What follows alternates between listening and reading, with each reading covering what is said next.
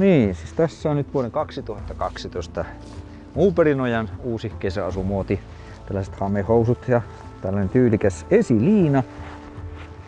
Nämä on tehty tavallisista tämmöisistä sadehousuista, joista on vähän lyhennetty noita, koska nehän repeis kuitenkin. Sitten täällä on vähän tällaista hajutilaa ja muutenkin pääsi, että vaatteet säilyy suurin piirtein.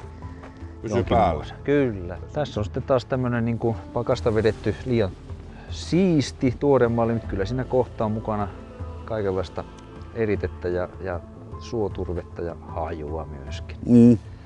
Mua etenkin kiinnostaa, että mitä se erite tulee olemaan tässä. No minä olen saanut tätä Muuperinojan skeidakseksi. Okay.